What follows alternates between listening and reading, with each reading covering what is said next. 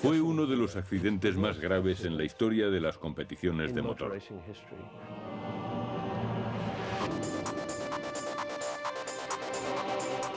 La curva en S de Porsche es muy peligrosa.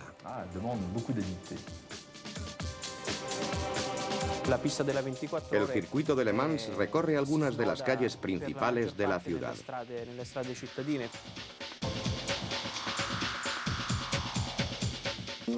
No es un circuito difícil, pero las altas velocidades y la duración de la carrera hacen que sea muy selectivo.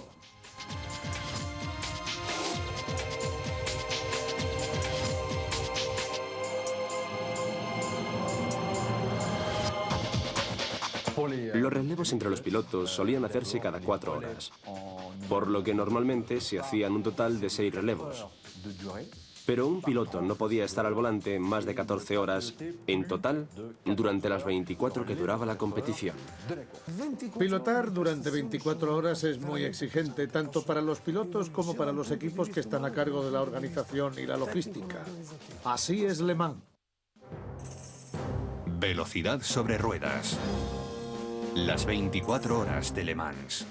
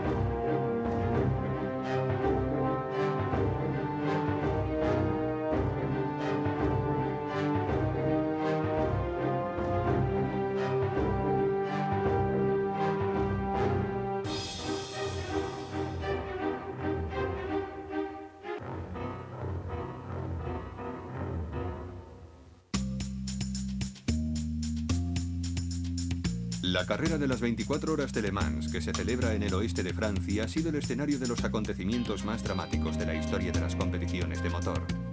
Grandes marcas y personajes han puesto todo su empeño en ganar esta carrera.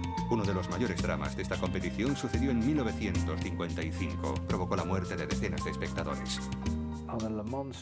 Al iniciarse la carrera de Le Mans, corríamos por la pista hasta el coche, que tenía que estar totalmente preparado. Poníamos el pie sobre el embrague y arrancábamos el motor. Había que hacer muchas cosas, para mí era genial. Yo creo que era una de las mejores maneras de iniciar la carrera, mucho mejor que con una bandera. Algunos pilotos metían el pie por el volante, otros no daban con el embrague. Algunas veces, cuando llegábamos a los coches y poníamos las manos sobre el guardabarros y tratábamos de arrancar el motor, este no arrancaba. En ese momento teníamos que improvisar e intentábamos arrancarlo como fuese, incluso empujábamos. Era genial, me lo pasaba muy bien. Además, yo era un gran sprinter. Era muy rápido, así que esa salida me favorecía. Pero lamentablemente fue una de las cosas que prohibieron con las nuevas normas de seguridad.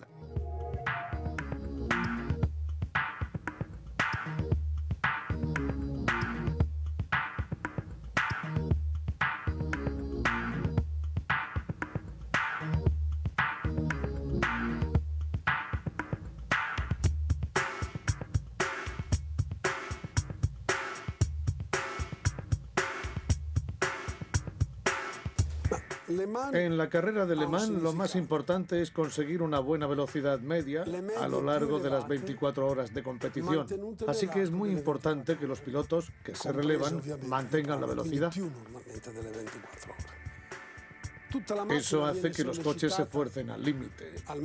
Y aunque los pilotos están acostumbrados a ese ritmo, con los relevos se van fatigando y conducen cada vez con menos precisión. Los coches sufren debido a la gran duración de la carrera y a las altas velocidades que tienen que alcanzar para adelantar a los demás. El ritmo de esta competición es altísimo y la exigencia dura toda la carrera. Por eso los coches sufren tanto. Los pilotos van a gran velocidad, intentan adelantar a todos los rivales posibles y por eso fuerzan el coche al máximo. Cuando se inicia la carrera, se ha hecho ya una gran labor de preparación en los test de entrenamientos. Así que el mayor peligro que tienen los equipos es que se produzca un error. Lo último que desea un piloto es perjudicar el trabajo que el equipo ha realizado preparando el coche. Por eso en cada curva, en cada metro que recorre, debe encontrar el equilibrio entre la mayor velocidad posible y la menor exposición al error. Solo gana el piloto más rápido, y eso implica muchas dificultades, porque en cada curva, en cada vuelta al circuito, hay que tratar de limar esas preciosas décimas de segundo que al final marcan la diferencia entre ganar o perder. El éxito en una carrera así depende principalmente de las cualidades del piloto y de los entrenamientos que haya realizado. También influye la preparación de los vehículos y la forma en que la escudería maneja la competición. Lo más importante es conseguir el equilibrio adecuado entre correr muy rápido y no dañar al coche. El éxito depende además de lo bien organizado que esté el equipo. Por encima de todos está el jefe de equipo, que es el máximo responsable y el que se encarga de organizar la estrategia que van a seguir durante la competición. Será el que decida la táctica de la carrera, si llevan 1, 2 o 3 coches, y la forma en que se irán relevando para hacer los mejores tiempos a lo largo de las 24 horas de competición. La victoria depende de varios factores que influyen de manera determinante en el desarrollo de la competición. Primero, las cualidades de los pilotos y los entrenamientos que hayan realizado para calibrar el coche en los test antes de la carrera. También es muy importante el equipo humano, sus ingenieros y los demás miembros del equipo que se van a encargar de poner a punto el coche. Para pilotar los vehículos de competición de hoy en día, es necesario tener una preparación física extraordinaria. Los pilotos tratan de obtener los mejores resultados entrenando de la misma manera que lo hacen los pilotos de Fórmula 1. Para minimizar los riesgos y aumentar su propio nivel de exigencia durante la carrera, cada equipo participante suele tener 3 pilotos que se van relevando a lo largo de la competición. Por eso, lo más importante es la regularidad, para sacarle el máximo partido al coche.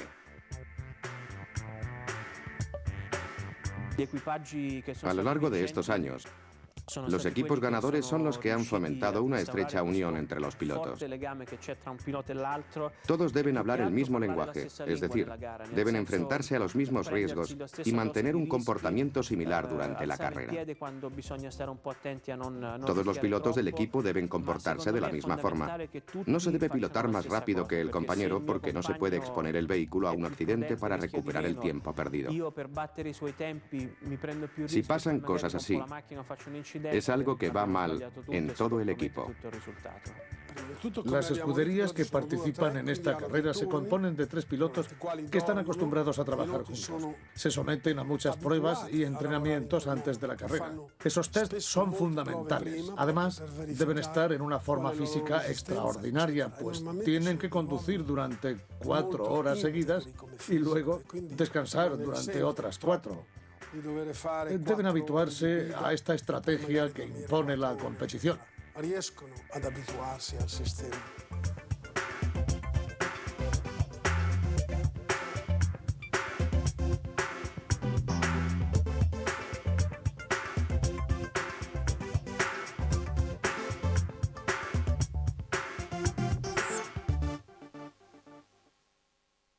Los coches modernos de competición se dividen en dos categorías principales: los prototipos y los Gran Turismo o GTI.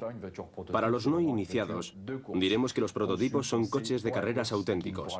Han sido diseñados y construidos solo para competir y no pueden ser usados para nada más.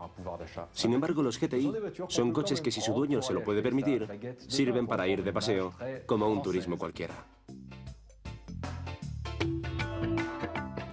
En el pasado, los coches de Le Mans estaban definidos por reglamentaciones técnicas que se actualizaban periódicamente. Se referían a las características principales de los coches, tales como la cilindrada, la anchura, número de marchas, potencia, altura, forma del parabrisas, asiento del piloto y cosas así. Las reglamentaciones definían a los vehículos que podían participar en la carrera. De esta manera, se homogeneizaban técnicamente todos los coches de la competición. Eran coches especiales, pertenecían a una nueva categoría de automóviles y, por lo tanto, debían ser cuidadosamente definidos. Actualmente no ocurre lo mismo, porque para asegurar un cierto número de competidores, los organizadores de Le Mans permiten que compitan muchos coches diferentes y por eso es extremadamente complicado juzgar los resultados de la carrera. Compiten prototipos, coches de turismo, los GTI, una amplia gama de vehículos diferentes. Por tanto, es muy difícil saber si la victoria de un coche deportivo Audi tiene el mismo valor que la cuarta, sexta o séptima plaza de otro tipo de coche. Creo que gracias a Le Mans se consiguieron grandes avances en la tecnología automovilística. Por ejemplo, se desarrollaron nuevos frenos para Le Mans y, por supuesto, para otras carreras. También se desarrolló el espejo retrovisor. La carrera de Le Mans dura mucho tiempo, 24 horas, y los coches van a la mayor velocidad posible. Por eso Le Mans ha ayudado mucho a que los coches de serie sean cada vez mejores.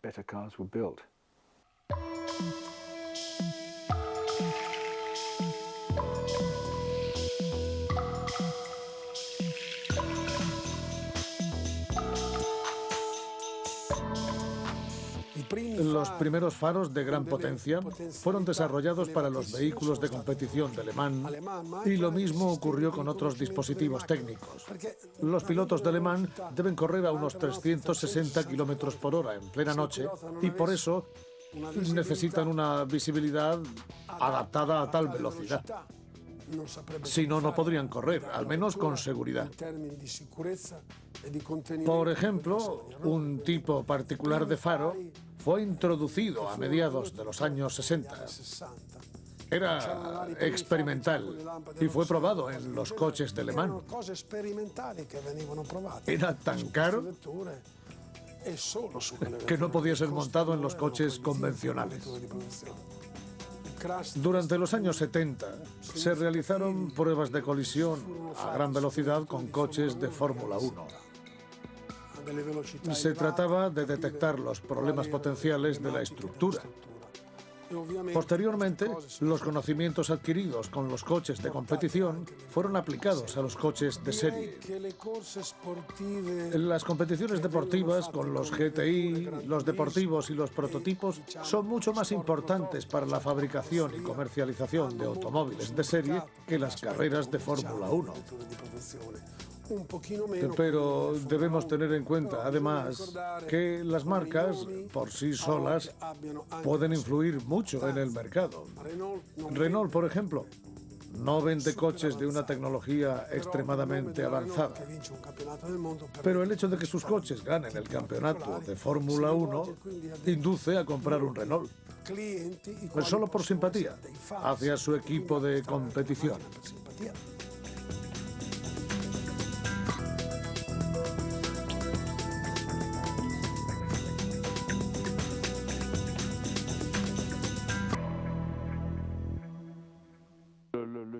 Una competición de 24 horas tiene una magia muy especial.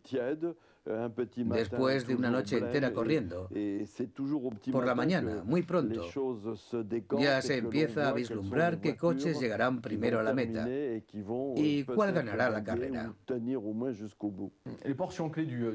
Los tramos más determinantes del circuito son aquellos en que los coches exceden los 300 km por hora. En particular, Les Inaudières y la recta situada entre las curvas de Mulsanne e Indianápolis. Realmente creo que esa es la sección del circuito donde los coches alcanzan las mayores velocidades, sobrepasando los 300 km por hora. La parte más exigente, tanto por el riesgo como por el esfuerzo físico que requiere de los pilotos, es la llamada las nuevas curvas de Porsche, situadas al final del circuito. Los coches alcanzan grandes velocidades y van muy rápido, y los pilotos se zarandean de un lado a otro debido a la aceleración lateral del vehículo, que excede los 3 Gs. Por tanto, esas curvas son muy exigentes en el aspecto físico, pero además son las más peligrosas de todo el circuito, porque en caso de accidente no hay forma de escapar. El circuito de Le Mans se caracteriza por largas rectas donde los coches alcanzan velocidades extraordinariamente elevadas. Por consiguiente, uno de los momentos más emocionantes de toda la carrera es cuando frenan los coches al final de una recta. En algunas ediciones, los coches han excedido los 360 km por hora y han tenido que reducir a 60-70 kilómetros. Eso es todo un desafío y resulta muy emocionante presenciarlo. Creo que es uno de los aspectos más apasionantes de la competición.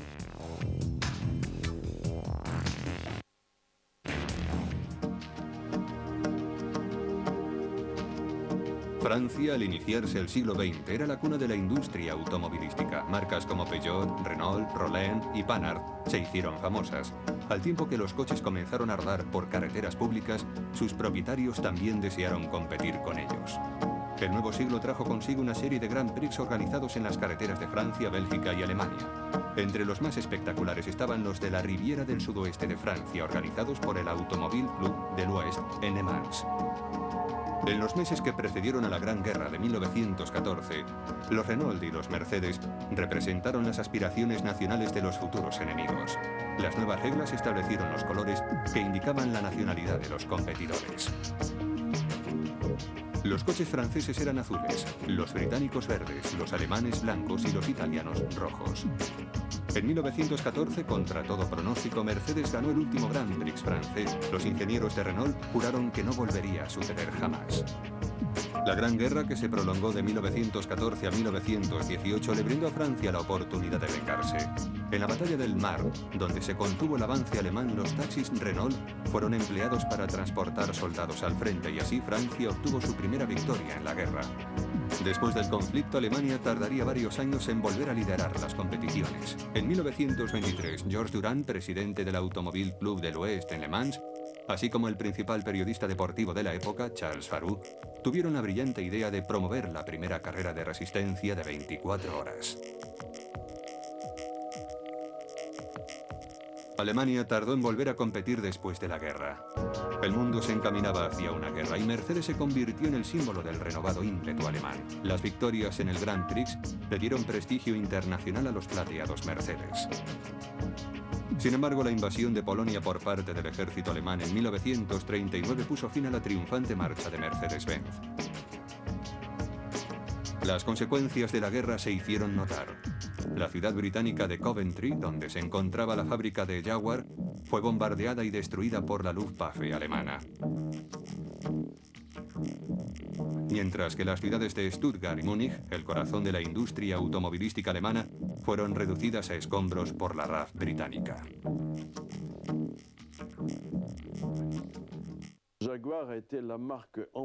Jaguar era la marca emblemática de Gran Bretaña, un producto de la famosa fábrica de Coventry, una de las factorías más bombardeadas por los alemanes.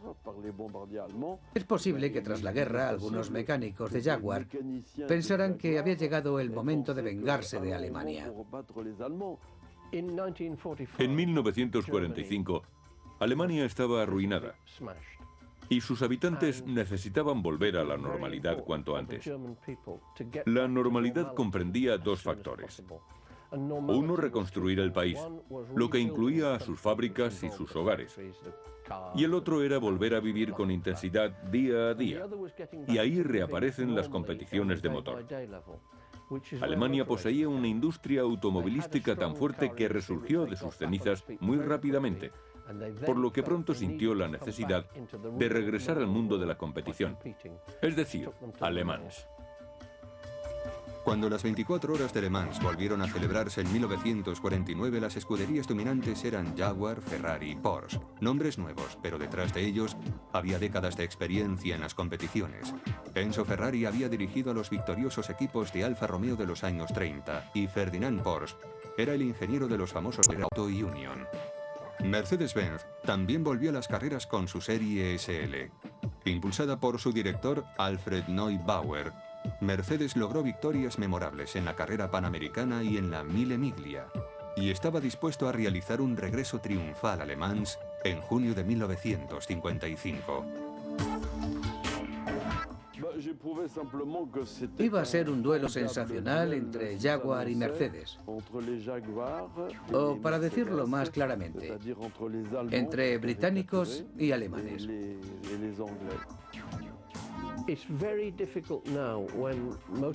Ahora que las competiciones de motor son tan internacionales, cuesta mucho imaginar lo provincianas que eran en los años 50. Por lo poco que la gente sabía de otros países. Por eso, Le Mans era tan atractivo para los británicos. Alemania era un país muy lejano y existía una gran rivalidad entre equipos alemanes y británicos, particularmente entre Jaguar y Mercedes. Ambas tenían coches de prestigio y las dos trataban de conquistar los mercados mundiales al mismo tiempo, valiéndose de Le Mans. Por encima de todo esto estaba además el sentimiento nacionalista. A Mike Oldthorpe, que lideraba la Jaguar, no le gustaban los alemanes. El Le Mans, el pasado quedaba olvidado y convertía a antiguos enemigos en compañeros de circuito. En una cálida tarde de 1955, los equipos de Jaguar y Mercedes estaban preparándose para el duelo. El equipo de Mercedes estaba dispuesto a ganar con Stirling Moss y Juan Manuel Fangio en los dos coches de vanguardia y Pierre Levegh en el tercero. Con él trataban de ganar la simpatía de los espectadores locales. El público británico también tenía una representación numerosa que había acudido a ver a Michael Hawthorne con su Jaguar. Un corredor y un coche británicos pretendían batir a los alemanes. Fangio corría con Mercedes, Mike Oldthorpe con Jaguar, Peter Collins, Paul Frère y Moss con Porsche o con Maserati. Eran unos pilotos extraordinarios. Mercedes participó con 3 coches en la edición de Le Mans de 1955, igual que Jaguar, lo que significaba que tenían 6 pilotos, 2 por coche. Mercedes hizo algo muy inteligente. Incluyó al mejor piloto del mundo del Grand Prix, Juan Manuel Fangio, y al piloto más completo, Stirling Moss, en su escudería. También incluyó a un héroe francés, Pierre Levegh, lo que obviamente era muy aconsejable tratándose de un circuito francés. Levegh era un héroe de Le Mans. Siempre había tratado de ganar la carrera y casi lo consiguió en 1952 a la edad de 46 años, conduciendo solo, sin copiloto. Pierre Levegh era un piloto profesional que estaba muy en forma. En el 52 condujo un Mercedes. Los pilotos tenían que compartir las horas de carrera. Dicho con otras palabras, Tenían que relevarse en la conducción cada 4 horas. Habían transcurrido tan solo 11 años desde que terminó una guerra, en la que Francia había sido invadida por los alemanes. Poner a un piloto francés en un coche alemán, en una gran carrera francesa, fue una estrategia muy hábil. No le harían ningún daño a las ventas de Mercedes en Francia. Quizá también fuera un gesto de reconciliación. Pero por encima de todo, en 1952, cuando Levé pilotaba por libre, encabezó la competición. No se trataba, pues, de un aficionado.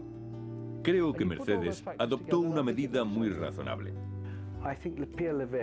Comprendo que Mercedes contratara a Pierre Levesque. Sin embargo, opino que habría sido preferible un piloto más joven. Michael Thorne era, como decimos en inglés, un playboy.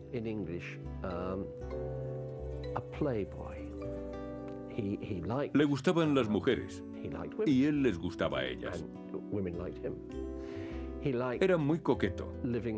Pilotaba su máquina con pajarita. En cierto sentido, era un producto muy inglés. Un tipo selecto que, por supuesto, estudió en una escuela privada de clase alta y acabó siendo un piloto excepcional. No habría podido lograr cuanto logró, incluyendo el campeonato mundial, de no haber sido tan buen piloto. Era un snob con modales exquisitos, al que le gustaba pasarlo bien, y pilotaba magistralmente. Mike Oldthorpe era un buen amigo mío, aunque compitiéramos en la pista. Era un tipo divertido. Era alto y rubio, y yo soy bajito y moreno. Bebía mucha cerveza, y yo soy abstemio. Desde luego éramos muy diferentes, pero compartíamos la pasión por las competiciones de motor. Así que nos entendíamos muy bien. Lance McLean era mucho más discreto, un auténtico caballero. ¿Cómo decirlo? No pretendía ser el mejor en todas las competiciones. Se contentaba con ganar sus carreras favoritas. Lance McLean era otro vividor. Le gustaba mucho Mónaco. Conocía todos sus encantos en un momento en que la mayoría de los británicos no había salido nunca de Gran Bretaña. Yo corrí como compañero de equipo de McLean durante bastantes años, a principios de mi carrera, en 1949, 50, 51. Era un gran competidor.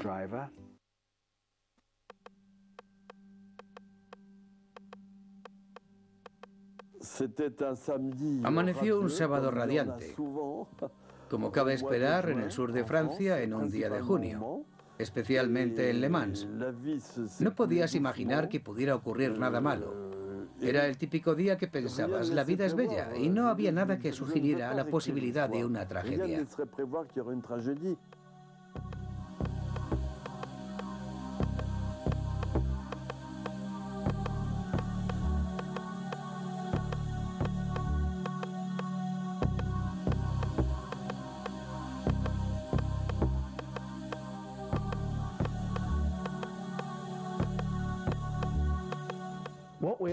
Nos referimos a uno de los accidentes más graves en la historia de las competiciones de motor.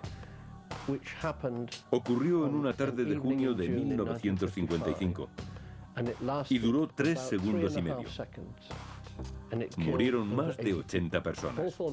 Hawthorne adelantó a Fangio, que iba en un Mercedes. Normalmente en una competición de 24 horas, todos mantienen un cierto ritmo hasta el final. Pero no fue eso lo que ocurrió en 1955. Lo que ocurrió es que los dos pilotos mantuvieron un pique durante toda la carrera.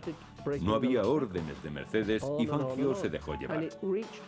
Primero trataron de conquistar el récord de la vuelta y luego aspiraron a más. La expectación llegó a extremos que no se habían visto nunca.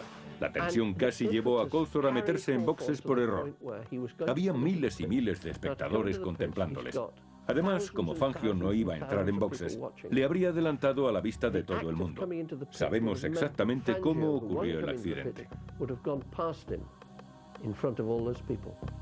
Los misterios de lo ocurrido en Le Mans no son tales misterios. Macklin llevaba un Austin Hill, que dicho llanamente es un pequeño deportivo, no un coche de carreras. Se acercó a los boxes en una pequeña curva que giraba a la derecha.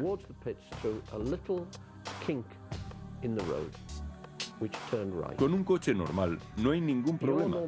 Giras el volante y sales de la curva. Pero si se entra en ella a 250 o 260 km/h, la cosa cambia.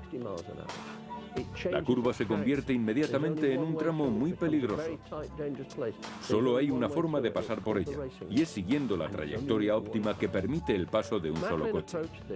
Macklin iba a seguir esa trayectoria, pero como su coche era lento, no hacía más que mirar al retrovisor porque los coches rápidos le podían superar, que es lo que suele ocurrir en las 24 horas de Le Mans. Y vio que Coulthard se le acercaba y pensó, Michael está corriendo muy bien. A continuación, Coulthard, en su potente Jaguar con frenos mucho más poderosos, frenó justo delante de él. Y entonces Macklin debió pensar, Mike, suelta el freno, no puedo parar. Mis frenos no son como los tuyos, voy a chocar contigo.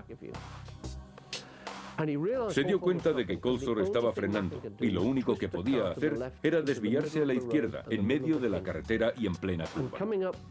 Pero detrás venía Pierre Levé, con su Mercedes, a unos 250 km/h, siguiendo la misma trayectoria para tomar la curva. No podía ir por otro sitio, Macklin estaba justo frente a él. Levé no tuvo tiempo para reaccionar. Yo no sé si habrán corrido ustedes a 250 km/h, pero a esa velocidad las cosas suceden muy rápidamente. No estamos totalmente seguros de la distancia entre Macklin, que salía de la curva, y Levé, que tenía que frenar. Pero digamos que estaban entre 50 y 100 metros, y eso yendo a 250 km/h. Levé iba justo detrás de Macklin y salió lanzado. Saltó por el aire y cayó sobre el parapeto de tierra de la pista. El parapeto estaba allí para proteger a los espectadores y, en teoría, debería haber detenido el coche. Pero de hecho sirvió de rampa y el Mercedes salió lanzado de nuevo por los aires hacia donde estaban los espectadores. Cuando cayó, mató a 14 personas. A continuación chocó contra un muro de cemento, provocando un gran estruendo, haciendo añicos una pared de ladrillos. El motor y parte del chasis quedaron retorcidos y salieron disparados contra una multitud de unas 30.000 personas que estaban apiñadas, hombro con hombro. Fue una verdadera tragedia.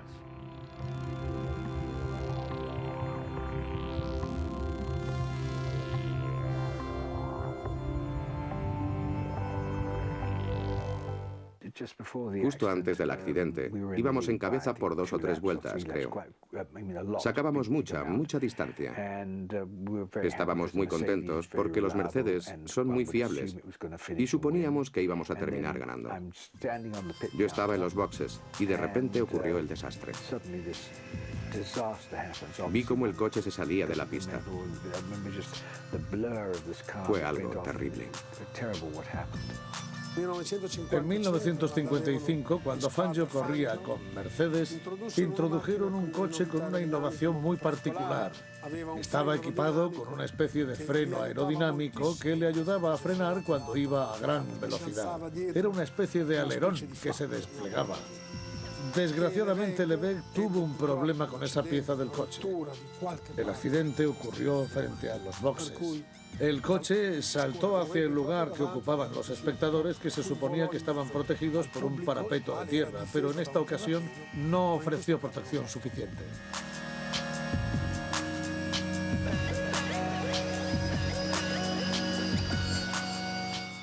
Levé tuvo un accidente catastrófico y en cierto sentido fue instrumento del destino. Hay que recordar que Fangio dijo más tarde que Levé le había salvado la vida, porque podía haber muerto él en su lugar. Todo lo que he averiguado sugiere que Pierre Levé no tuvo tiempo para reaccionar. Es importante mencionar que Fangio, el gran Fangio, que estaba a unos 150 metros detrás de él, dijo: no pude hacer nada, no tuve tiempo de reaccionar. Todo lo que Fangio pudo hacer fue pasar con su Mercedes a través de los restos. De hecho, más tarde, encontraron pintura verde de la máquina de Macklin en el Mercedes plateado. Así de cerca pasó Fangio. Si el gran Fangio, con 150 metros adicionales, no pudo hacer nada más que pasar entre los restos del accidente, Levey, que estaba mucho más cerca, no tuvo ninguna oportunidad. Ninguna. Estaba en el túnel cuando ocurrió el accidente. Tuve la impresión de que una bomba me había estallado encima. Me pregunté qué habría ocurrido. Mucha gente corría a mi alrededor. Yo, por mi parte, corrí hacia la salida que da al recinto de espectadores. Y allí vi que una mujer corría en dirección contraria junto con más gente. Literalmente cayó en mis brazos. La reconocí. Era la novia de Fangio. Iba llorando y decía: ha muerto. Ha muerto. No parece existir duda de que Cawthorne inició la serie de movimientos que causaron el accidente, al frenar delante de Macklin y no dejarle sitio para pasar. Muchos defienden a Cawthorne y dice que fue fallo de Macklin, que debería haber previsto lo que Cawthorne iba a hacer. Otros afirman que Cawthorne era tan buen piloto que no pudo haber cometido un error tan básico como ese, una equivocación de novato. Pero puede que lo hiciera para que Fangio no le adelantara. O porque ya llevaba pilotando 2 horas y media en el Grand Prix con una inmensa multitud contemplándole. O porque no le gustaban los coches alemanes. Puede que todo eso le llevara a frenar y a situar su máquina en una posición incorrecta. Levey era un hombre ya maduro, francés, y además estaba muerto. Así que era muy fácil para todos decir: bueno, era ya mayor, no estaba a la altura, no reaccionó a tiempo, no previó lo que iba a ocurrir. Y Levey no les replicaría. Por eso la culpa pasó de Cawthorne a Levey, y así quedó todo durante muchos años. Y quizá hoy en día muchos sigan pensando así. La decisión de proseguir la carrera es inexplicable, porque los coches que venían detrás tenían que dejar libre la carretera para que llegaran las ambulancias. En cuanto aquel caos fue controlado en cierta medida, lo que llevó un tiempo considerable, se planteó esa cuestión: la continuación de la carrera. ¿Qué se ganaría interrumpiéndola? Eso no devolvería la vida a los muertos. Ya nada podría lograrlo. Eso fue lo que Stirling Moss me dijo. No quería que Mercedes-Benz se retirara. Él iba en uno de sus coches y dijo que eso no le devolvería la vida a los muertos, que no cambiaría nada. Desde luego no hubo ninguna conspiración para otorgarle la victoria a Cawthorne. A ningún francés se le ocurrió eso. Continuamos corriendo con los Mercedes y después de las 2 de la madrugada, los directores decidieron que debíamos retirarnos. Obviamente me quedé sorprendido, molesto, porque cualquier cosa que se hiciera no podía borrar el terrible accidente y tampoco se podía acusar a nadie. Fue un accidente de competición. Las dificultades eran enormes para ponerse en contacto con los directores de la Mercedes en Stuttgart. Solo había unas pocas líneas telefónicas y estaban bloqueadas debido al gran tumulto. Finalmente, el jefe de prensa de la compañía lo consiguió. Habló con el presidente y le dijo: creo que deberíamos continuar en la carrera.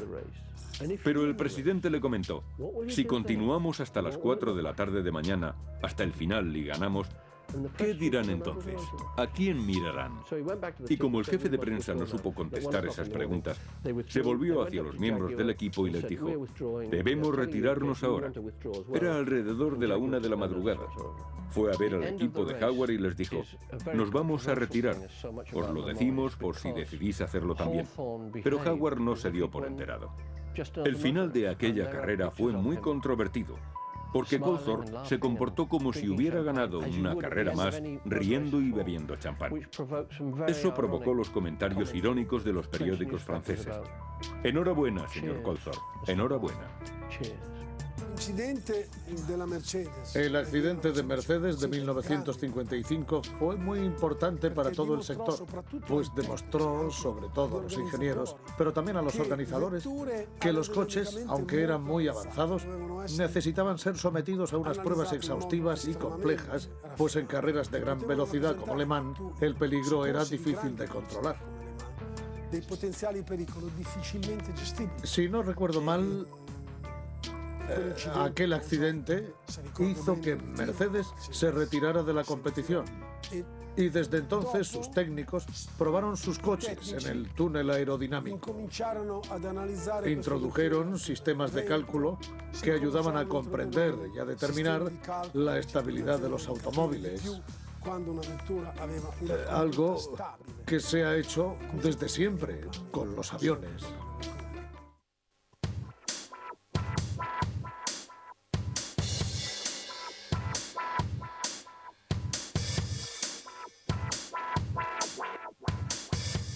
El público nunca volvió a verse envuelto en un accidente de tal magnitud, aunque sí los pilotos. Uno de los factores que hacía que Le Mans fuera peligroso para los corredores era su famosa salida.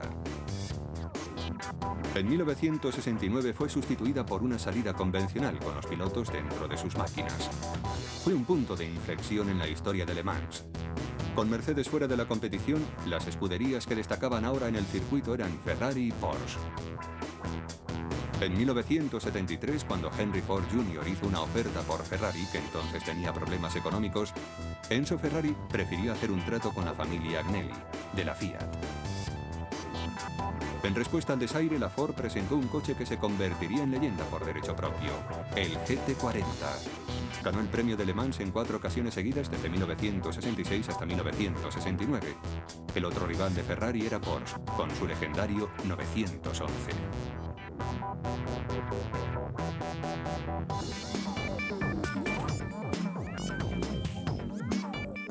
Ferrari ganó muchas veces después de la guerra y continuó acreditando su prestigio. Siempre consideró que la competición de Le Mans era extremadamente importante. De hecho, los automóviles comerciales que hicieron de Ferrari una leyenda, sus diversas berlinas, se inspiraron en la aerodinámica de los coches que corrían en Le Mans. Enzo Ferrari tenía un vínculo muy especial con Le Mans. Siempre consideró que esta competición había marcado parte de su historia. El cambio se produjo cuando, por razones financieras, en Ferrari tuvimos que concentrar todos nuestros esfuerzos en la Fórmula 1. No podíamos diversificarnos económicamente, pero los coches de Ferrari siempre se adaptaron muy bien a Le Mans, porque llevaban un motor de 12 cilindros que vibraba muy poco y por eso eran muy fáciles de conducir. Los Ferrari estaban hechos para Le Mans. Recuerdo que un Ferrari logró ganar a un Ford que tenía 1 o 2 litros más de cilindrada y batió varios récords igual que este. Y eso que el Ford no se ciñó estrictamente a las reglas de la competición.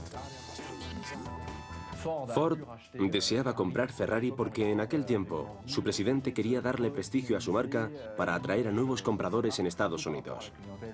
Pero Enzo Ferrari rehusó la oferta porque quería conservar su industria. No quiso venderla. Ford dijo entonces: si no puedo comprar Ferrari para dar lustre a nuestra marca, competiremos y ganaremos la carrera en que Ferrari ha adquirido su prestigio.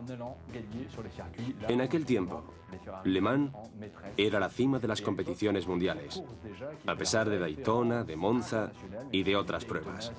Sin duda, la más importante era las 24 horas de Le Mans.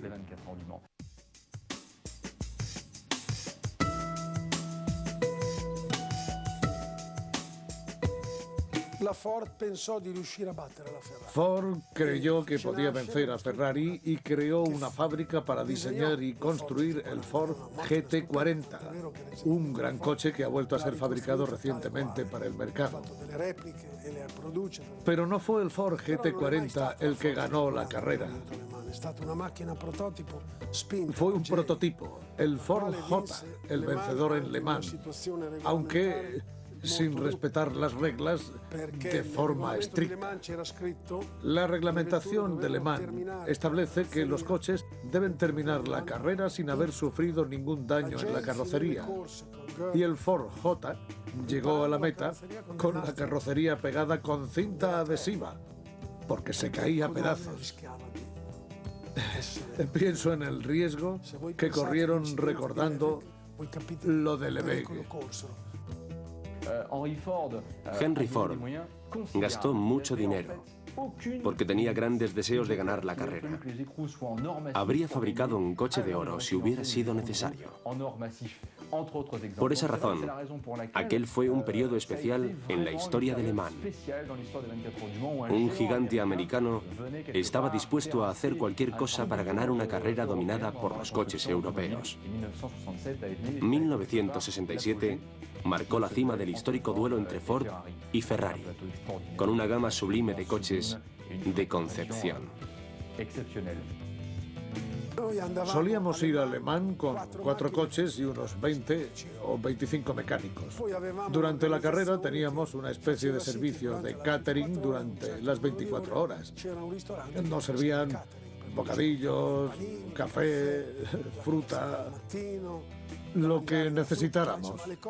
En la gran competición de 1967, el equipo de Ford acudió a Le Mans llevando incluso un peluquero y un verdadero restaurante con chefs y todo. Montaron unos stands muy confortables con electricidad para que los mecánicos pudieran dormir. La organización incluía varios equipos de mecánicos que trabajaban por turnos. Era una organización completamente diferente, un sistema distinto por su capacidad financiera. Después de la gran satisfacción de ganar Le Mans en el 68 y en el 69, Ford tenía que competir no solo contra Ferrari, sino contra otro fabricante europeo. Se trataba de un coche alemán legendario, el Porsche 911. Porsche quiso demostrar que Ferrari no era el único fabricante europeo de automóviles deportivos. La compañía alemana construyó algunas máquinas fantásticas. El Porsche 917 fue elegido por el público de Le Mans como el mejor coche. Alcanzaba los 380 kilómetros por hora. Las compañías alardeaban de poder y de dinero. Todas estaban dispuestas a hacer cualquier cosa para ganar en Le Mans, porque era la mejor carrera del mundo. Y la victoria podía suponer un gran incremento de ventas, porque era la mejor carrera del mundo. La competición entre Ferrari y Porsche alcanzó su apogeo pocos años antes de la retirada de Ferrari, que hasta entonces competía principalmente contra Matra. Antes de 1974 o 75, cuando Ferrari dejó Le Mans para concentrarse solamente en las carreras de Fórmula 1, no hubo una auténtica competición entre Ferrari y Porsche, porque sus coches corrían en diferentes categorías. La competición real era entre los llamados coches de turismo, y allí las victorias se repartían por igual entre los dos. Porsche tenía entonces unos coches fantásticos y contaba con una organización muy eficiente, mientras que Ferrari pasaba por aquella época por apuros financieros. En 1967 ganamos las 24 horas de Le Mans seguidos por Porsche, que ganó en su propia categoría los 3 litros, si no me equivoco. Los directores del equipo, en nombre de los dos fabricantes de automóviles, acordaron llegar juntos a la meta en una especie de desfile ante los atónitos espectadores norteamericanos. Ferrari llegó el primero, seguido de Porsche. No creo que hoy en día fuera posible algo parecido. Ahora creo, bueno, siempre lo creí, que cualquier coche que gane necesariamente ha de ser extraordinario. Creo que hoy en día rara vez se corre durante 24 horas, que es algo muy emocionante. Me gustaría poder hacerlo en la actualidad. En Le Mans vimos aparecer muchas innovaciones.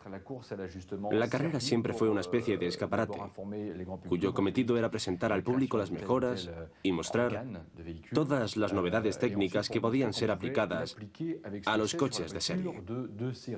En síntesis diría lo siguiente: Le Mans es una combinación de alta velocidad y resistencia. Si un sprint es una explosión de potencia que dura un corto espacio de tiempo, Le Mans consiste en un sprint prolongado durante 24 horas. Pilotos y máquinas se someten a un gran esfuerzo. Se exige habilidad en los pilotos para conducir con pericia durante varios turnos. Capacidad al equipo para trabajar con eficacia, dando soporte al coche, haciendo las sustituciones necesarias como los neumáticos y pastillas de freno, y todo en un tiempo récord. Y también se exige una buena estrategia, una estrategia mucho más compleja que la de cualquier otra carrera, ya sea de Fórmula 1 como en un rally. Una carrera de 24 horas no es comparable a ninguna otra. Este es el sello de Le Mans.